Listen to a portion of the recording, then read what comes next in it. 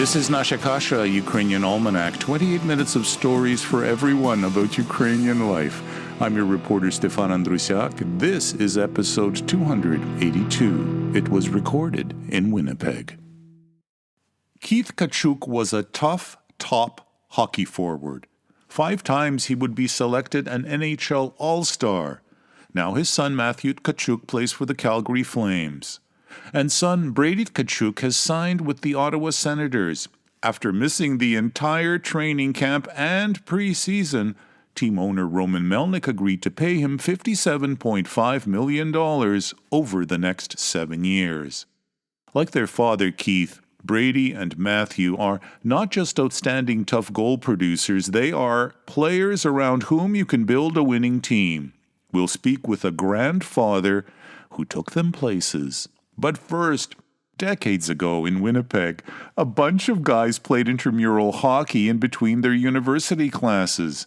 After graduation, their team sat dormant until someone in Ukraine, by mistake, poked them. And now they realize they can actually help shape Ukraine's hockey future. Hi, my name is Nestor Budak, and I live here in Winnipeg. Born and raised in Manitoba, yes.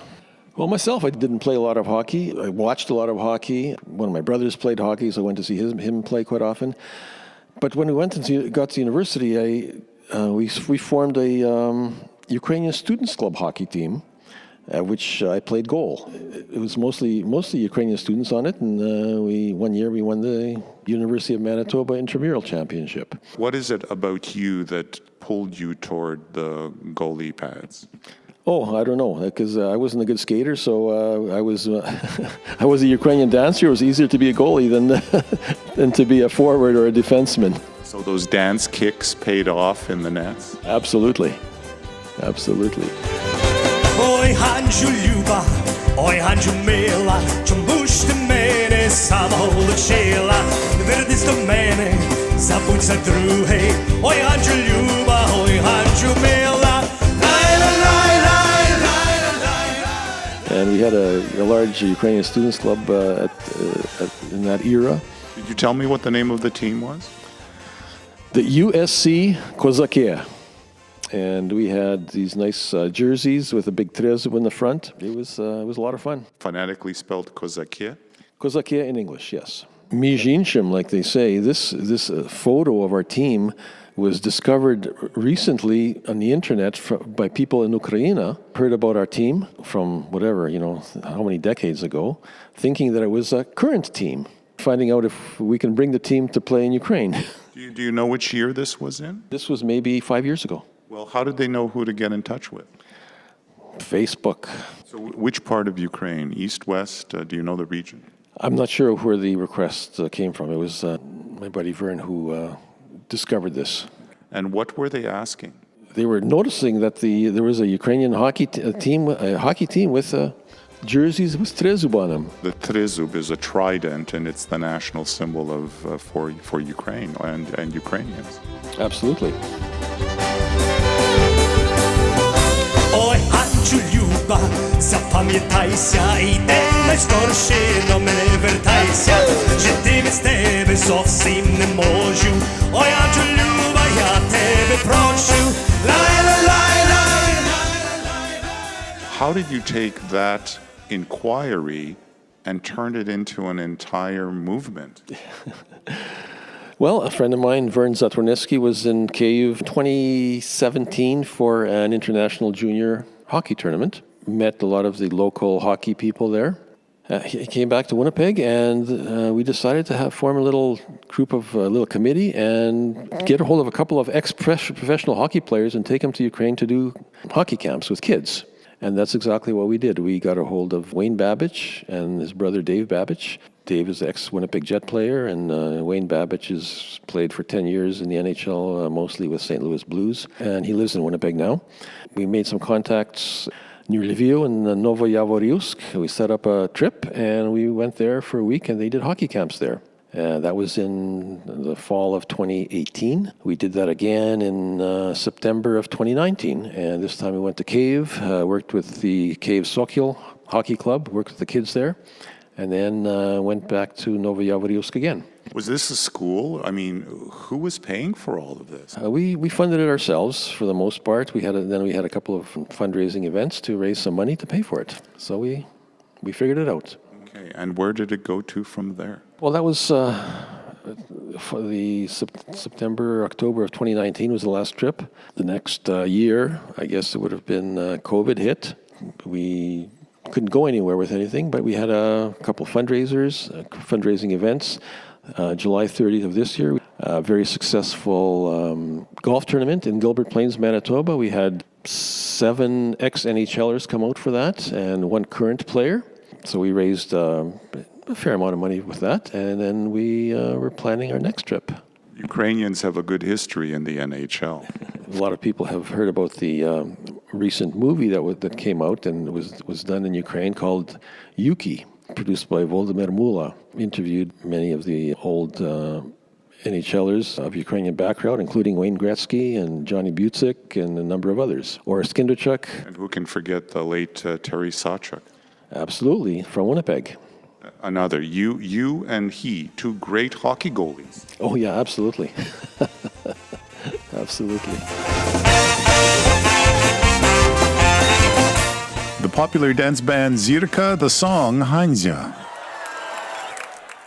So were there any exchanges between then and when COVID hit? Did young people come to Canada, or is that in your future? Where are you going to take this? We've been collecting also equipment, new and gently used hockey equipment for children, and shipping it out there as well. We've got a number of requests from mostly smaller cities that want to start and have started kids hockey programs. We've shipped out some equipment already, and we're planning to do some more. Are there collection points across Canada, or is this a Manitoba-only initiative? Well, we haven't set up any collection points. We source out the equipment ourselves. Wayne Babbage, for example, is able to get some good deals from suppliers and those kind of things. What do you personally want to happen with this initiative? Where would you see its ultimate goal being? Or is it just a nice idea that whose time has come and you're going for a really pleasant ride with it? Well, I mean, any kind of sports activity for children, I think, is beneficial, and hockey is seeing it how popular it is in Canada. I mean, I think it can work there too. There's quite a bit of interest in it in Ukraine, but I guess the bigger picture is we would like to see Ukraine have a better national hockey program and a national hockey team, because there's no place for the better players to play. They have to leave Ukraine to play. And a lot of them go to Russia, and then you know what happens there. They become Russian citizens for the most part, and they can't play for Ukraine's national team anymore. The bigger picture is to improve the Ukrainian hockey at the national level. Well, and it also sounds like over there they have to, and maybe you can help them, find a business model in order for them to be able to succeed, because that's the first thing that drives potential out of a country, no place to work. Mm-hmm. In fact, we've invited the new general manager of the Ukrainian Hockey League, which is a professional league in Ukraine. He'll be coming to Winnipeg the first week of December. We're having a fundraising event, and we want to take him through to see all the levels of hockey in the city, from minor league levels to the Manitoba Major League to the Western Hockey League level, and to the NHL, because the Toronto Maple Leafs are playing in Winnipeg that Sunday night, and we want to take them to that game. And closing thoughts. Hockey is something that I think has the potential in Ukraine to really improve the athletic ability of the children there. It's another activity I know we know soccer is big there, and you know how good the national teams have done over the years. We believe hockey has the same potential.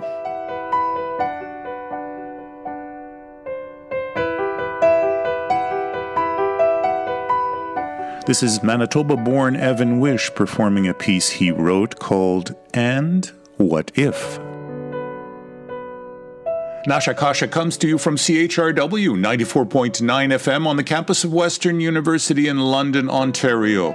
We're heard on CHMR 93.5 FM in St. John's, Newfoundland, on CKDU 88.1 FM in Halifax, on Local 107.3 FM in St. John, New Brunswick, on CJAS Radio 93.5 FM in Saint Augustine, Quebec, on CJLO 1690 AM in Montreal, on CFRC 101.9 FM in Kingston, on CFMU 93.3 FM in Hamilton, on CKMS 102.7 FM in Kitchener-Waterloo, on CJAM 99.1 FM in Windsor and Detroit, on CKLU 96.7 FM in Sudbury, on CILU 102.7 FM in Thunder Bay, on 101.5 UMFM in Winnipeg, on CJTR 91.3 FM in Regina, on CFMQ 98.1 FM in Hudson Bay, Saskatchewan, on CFBX 92.5 FM in Kamloops, on CJSF 90.1 FM in Vancouver, and on CHLY 101.7 FM in Nanaimo, British Columbia.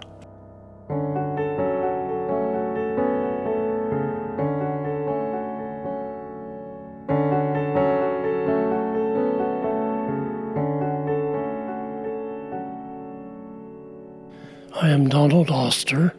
I grew up in the Interlake region in Riverton, Manitoba, on a farmland with my parents, and I had two brothers and a sister besides myself. Now, Oster, is that of German heritage? Yes, German heritage on my dad's side. My grandma was a Czechs. I'm a mixture with my mom's side with Polish and German.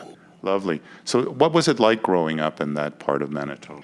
My life was a hard life, I'll admit that. It wasn't easy by far. As we grew up, you know what farm life is like. It's difficult. It's month to month, from season to season. My dad passed away when I was 9 years of age. I was the oldest of two other brothers and a sister. My mom, basically, she got married at 16, 17, and my dad was early 20s. They were very young to have 4 children at that time. Dad was only 31 years of age when he passed away, so she really had a difficult time. Can I ask, was he sick? No, he just got a brain aneurysm and just passed away basically instant. He had a headache for several days, and then it just ruptured vessel, and that was it pretty well. My grandparents had to help in looking after us. At one point there was talk of even maybe the kids can't stay all together and family members, but that was only talk. But it was a tough life. And then my grandma, at that time from my dad's side, which is the amazing part of it, she went to my mom and said, "Hey, we're going to hire a helper to help out on a farm. If anything develops, it's not for love anymore. Think of the kids, think of the future, and so forth." So before you know, within a couple of years, my stepdad and mom married. She remarried. And I have 2 half-sisters as we speak right now. So your family grew? Yes, it did grow. And we're in touch with them quite often. As a matter of fact, last weekend we met them, or just last weekend, we met them at the park, Brazil Park, and we had a little barbecue together and so forth. It was a hard life, but was it a happy family life? Yes and no. It was a difficult life. It was that we were all together. And yes, we never did without food, but it was tough, like on everything. So, yeah, it was basically a life of survival at that point. Were you able to go to school? And if so, what did you study? I went to school, and then we had a bus that took us to Riverton, Manitoba, so I finished my grade 12. And then I left immediately into the city, and I started working at a CCM at that point.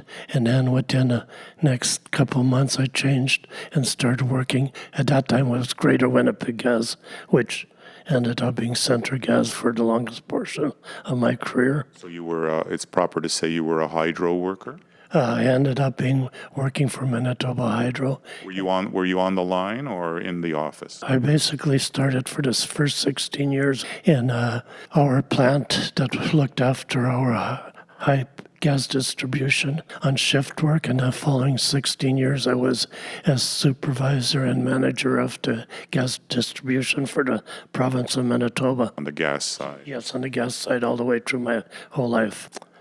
I met my wife, Pat.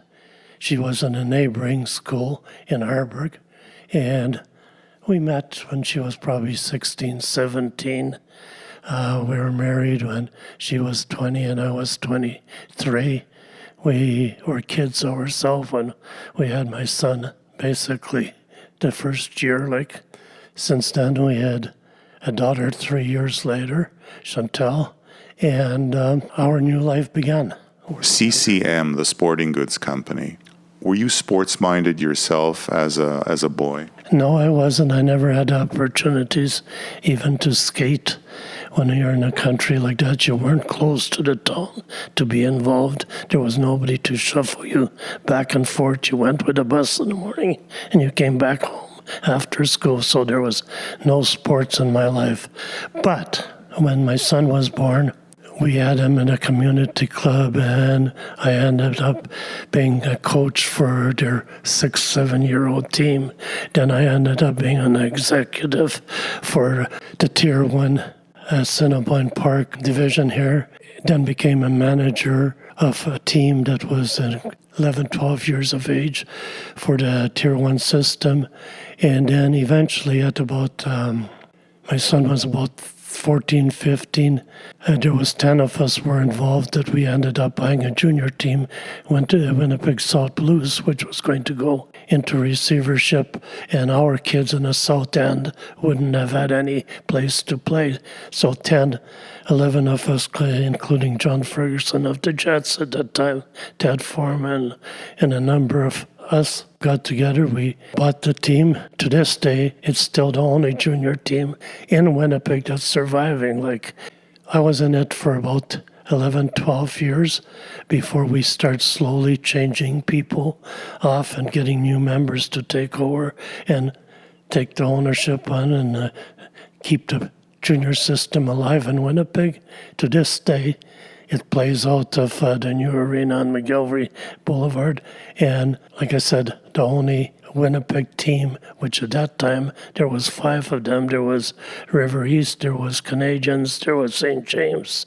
Winnipeg South, there was still one more, North End. We somehow managed to keep it all together. The rural teams in rural Manitoba had an easier success of it because that was the only game in town, so everybody supported them. In Winnipeg here, it was only basically the parents and family of the kids playing. When did Keith Tkachuk come into your life? Keith came into my life when he was drafted by the Winnipeg Jets in 1990. He got called up by them in the end of the year. So we seen him as a hockey player, knew him as a hockey player. I liked him as a hockey player. And it wasn't until about 2-3 years into his stay in Winnipeg that he met my daughter. And before you know, they were seeing each other, dating, and it ended up what it ended up. That was Chantal. Yes. It was Chantal. You know, it's too bad you never skated because I'm looking at you. You would have been an awesome defenseman. Probably not, but you gotta have some skill. I don't think my hands are as soft hands. How do you explain this dynasty, the Tkachuk dynasty, that thanks to your daughter, everything rolled forward? Well, of course, and to Mr. Tkachuk. Yeah, Kate was a hell of a player. His boys were involved immediately at a very young age, skating and playing hockey. In St. Louis is where they really started their hockey profession. Did they come up through the ranks of any of the teams you were associated with and help start? No, because after we lost the Jets in 19, I believe 96, they went to Arizona. He played for Arizona Coyotes at that point. He played there for 4 or 5 years, and then he traded to St. Louis. Matthew and Brady were born in Arizona, and then Taryn was born in St. Louis. And it was 2001 that he was traded to St. Louis from Arizona. Both Matthew and Brady, that's where they learned to play hockey in St. Louis. St. Louis wasn't super big, like we had several teams to play on. They had to travel a lot in order to go ahead and have games. So their travel would be Chicago and Detroit and all over the place. And Keith was on the road a lot, so I was involved a lot with the boys. We tried to see them every 6 weeks or so. If it was longer than 6 weeks, it was too long, and we'd stay there for anywhere from a week to 2 weeks. During that time, any practices, games, hockey trips that they had to go, that my daughter couldn't go because she had a child at home at that point, I would be taking them. So I learned Chicago, Detroit, and all these places to drive around and shuffle these kids around and play hockey. And Keith would always, because he was still working, playing hockey on the road, and he would always phone knowing when their games are, and would kind of ask me how are the boys doing and everything else. And if I didn't tell him exactly the way it is, he would say, and he found out anyways by talking to the coach or assistant coach, because he said, don't be a grandparent. Just don't tell me that they played super well if they never And when I said a couple of times exactly how they played, my wife, Pat, was all over me. You can't say that and everything. So then I've learned to say, okay, to keep both of them happy. I've seen better days. But in the end, you recognized something in them. You were right that they did play well. And in my eyes, they couldn't do no wrong. They played well, and they were a factor in their team. So there are hockey parents maybe listening to this across Canada. Is there? How do you know how to channel a child, or when to stop, or when to encourage? Is there some kind of advice that you can pass along from your experience as a grandparent who sat in a cold rink watching these kids and then these young men reach remarkable success? First of all, you got to let them enjoy the game. The kids have to. The kids have to enjoy the game. You can encourage them, you can push them, but they have to enjoy the game. On top of it, everybody has stars in their eyes. They're going to be the next Wayne Gretzky's and everything else. First of all, when you take a look at the small percentage of players that even make a tier system, smaller percent that may get to go to a scholarship on it, small percentage that will play for the USA program. You're taking a team, 20-some kids in total, from all of the US. And then you want them yet to make the NHL.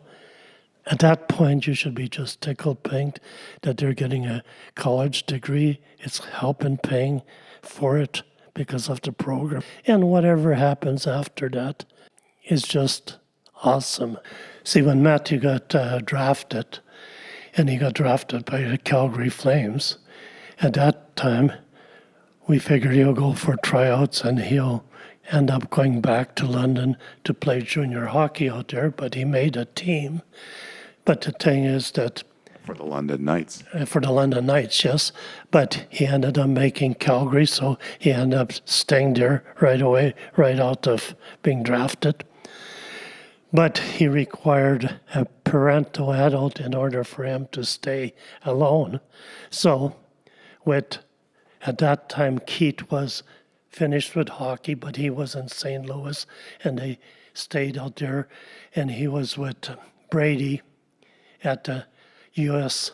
program for 2 years. Chantal was at home with Taryn. She's going to school and so forth. So I'm the closest to Calgary. I used to every time he'd come off a road trip, be there when he got home. Every time he'd pretty well leave on a road trip, I'd come home for a few days to a week and go back and forth. So with Matthew in Calgary, I have a closer relationship because I was there to parental guidance for him. And with Brady in Ottawa, my daughter wanted the same thing pretty well because it was worked out really well here, but it was shared same time with Keith's parents because they were in Boston and they could flip in there easier than it was to Calgary and that. So we I didn't have to go to Brady as often. Now that they're successful, you can offer this service to other parents. You could make a good business. No. Enough. I'm going to go there just to enjoy a game or two and come home without feeling the responsibility of a parent. I'm going to be the grandparent, not the parent.